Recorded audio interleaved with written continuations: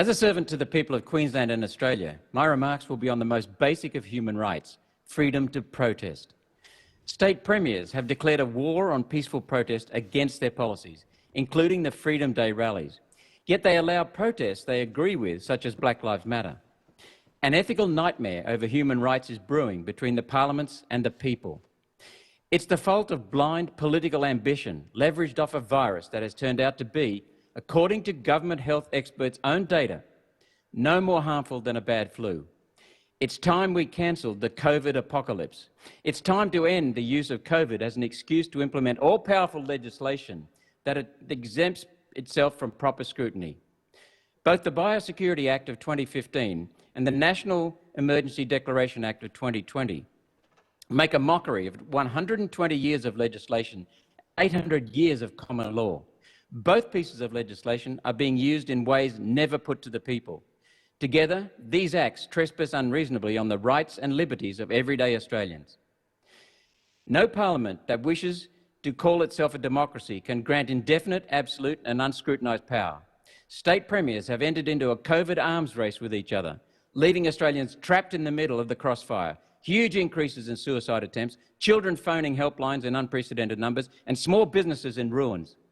And what created this? Federal Parliament's failure to hold the line against fear and misuse of power. Emergency should mean a dissolution of rights, should not mean a dissolution of rights, especially when a state of emergency can be stretched out for months, years, or even indefinitely. COVID policy has turned into a parallel legal system, embraced by a Prime Minister who has encouraged health orders that permanently alter the landscape of work and travel. Death has become a matter of politics and mismanagement, used to prevent the sacred freedom to assemble and protest peacefully. If Australians cannot protest, parliaments will never be held accountable for errors in judgment. One of Parliament's many mistakes is in the presentation of COVID data. Given without context, they tower over us. Viewed in context, COVID harm barely deviates from normal. Parliaments cannot promise safety. Safety is an outcome of parliaments following policies that protect our freedoms and our rights. Instead of handling COVID with a view to these important guiding principles, politicians have suffocated Australia under the weight of biosecurity powers, resulting in displays of cruelty that have shocked the whole world. The fact is, we are not safe. We are not safe from our own parliaments. Freedom protests are a criticism of COVID policies and Parliament's atrocious governance. Like the manufacturers of vaccines, parliaments do not want to hear any complaints about the quality of their work.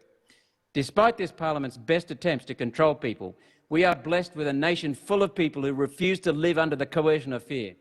This may be considered civil disobedience. I call it common sense. The Prime Minister's role is to perform his duty with pragmatism and calm. Instead, Scott Morrison has rattled the cage of fear and enticed state politicians to do the same.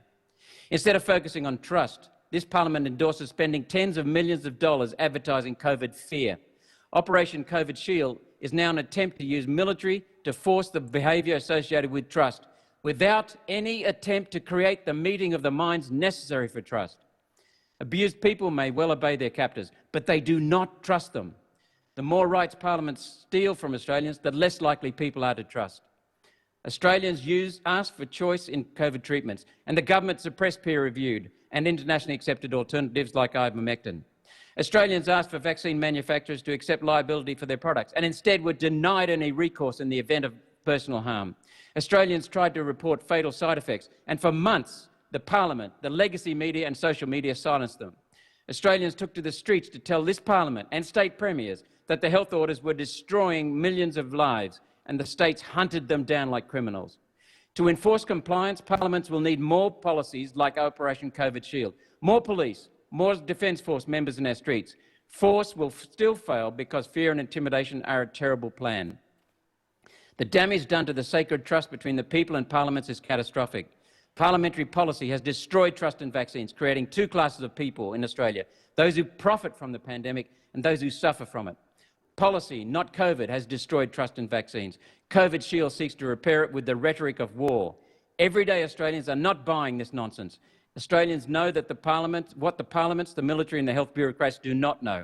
We will not be divided. We have one flag, we are one community and we are one nation.